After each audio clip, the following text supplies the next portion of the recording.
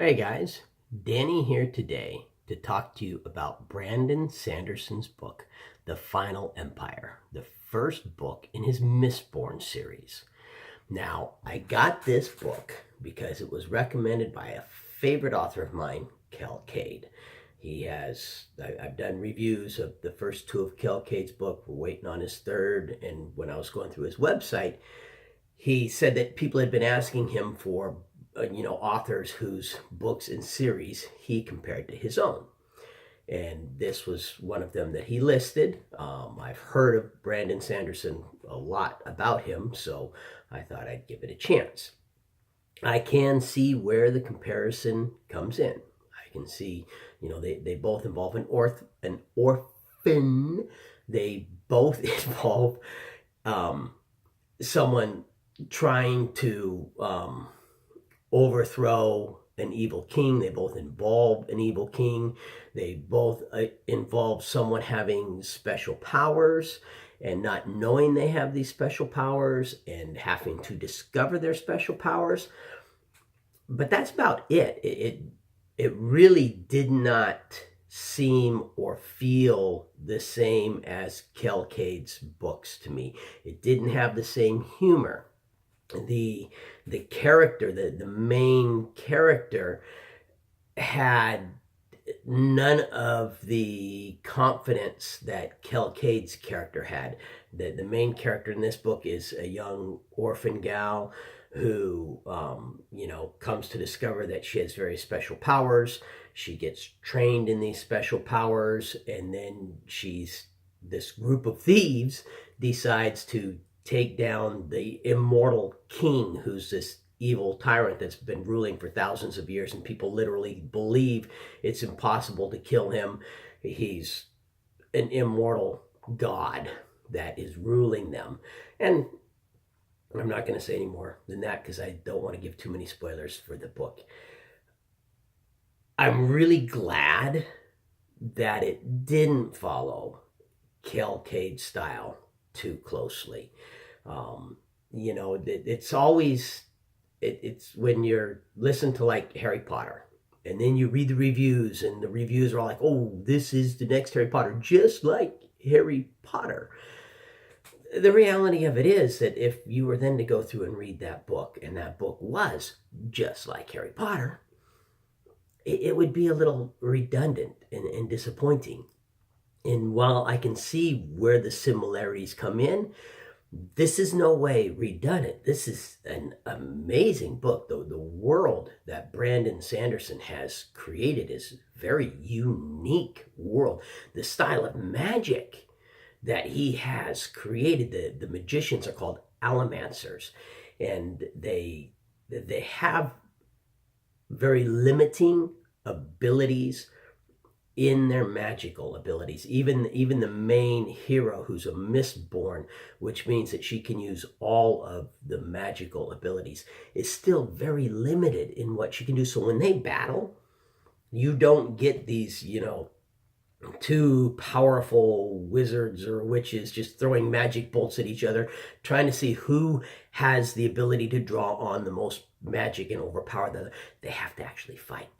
They have to actually use strategy. It requires skill in their battles, and it requires skill in the writing of their battles, which Brandon Sanderson has a lot of skill in his writing. He's an excellent writer. Love the series. I'm already on to the second book in the series. Brandon Sanderson has this really unique way of writing his characters into these corners where you're just like, they're dead. How are they going to get out of this? And unlike a lot of other authors, where they're written into a corner where it looks like they're dead and they get rescued, and you're like, oh, that was cheesy and stupid. Or you can see, oh, yeah, they're in the corner, but this is what's going to... You're literally going, I don't see how they're going to get out of this. And the way they get out of it doesn't feel cheesy, doesn't feel immature or stupid. It's great. It leaves you going, wow, I didn't see. That was exciting, is what that was. There's parts of the book, like a main character, the second main character. You could arguably claim he is the main character in the story, although I believe he's the second to the main character in the book, gets killed, and you're expecting, you would expect it to be this. You don't see it coming, but if you knew what was coming, you'd be expecting this like big, dramatic, emotional. No, it's not big, dramatic, and emotional. It's quick. It hits and it's quick and he's dead, and you're going, what? But he's not supposed to die like that. And then the next little while with the book leaves you going, but this isn't how the book's supposed to go. But then when they recover from it, and what happens after that, I mean, it adds so much to the book. The narration is great. Love the narrator. He really does a good job with the book. This, Harry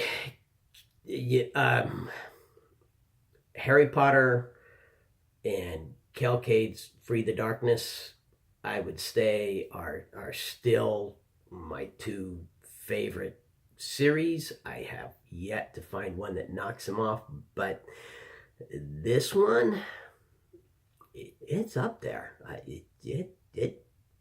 Boy, depending upon how the next two series go, and honestly, the way this book leaves off, well, where would you go with the third book, or with the second book, and why do you need a second book?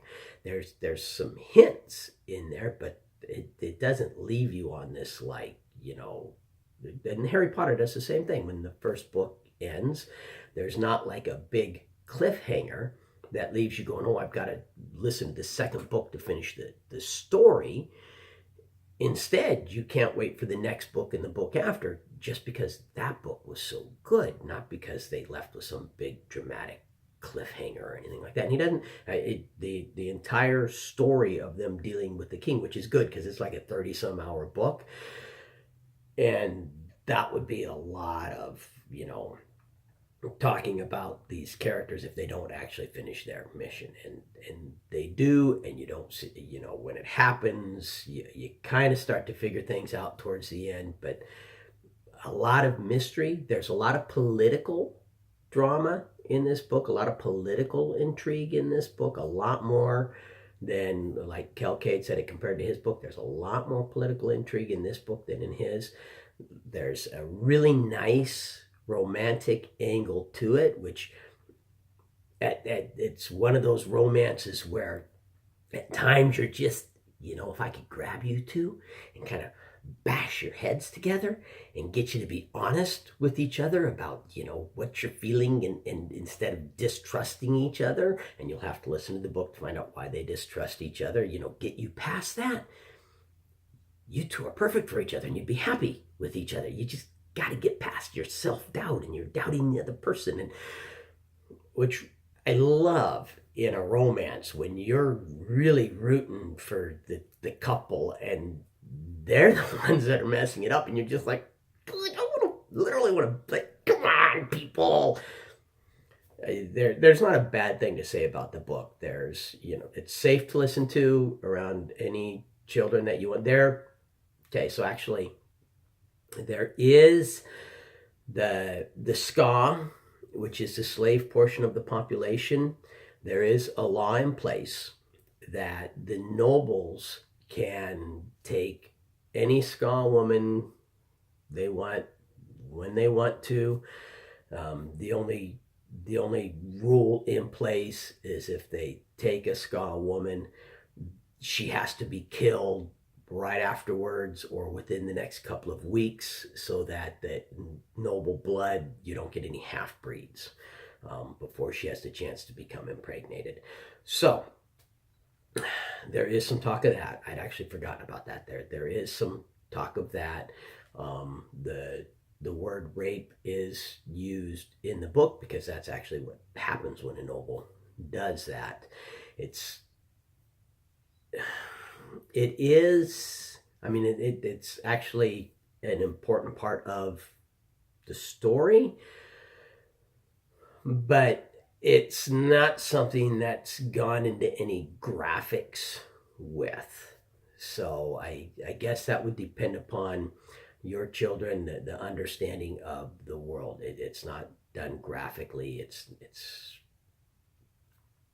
if your children have any, I mean, children raised on the Bible, there's sex and incest in the Bible, and the this is no more graphic than the Bible.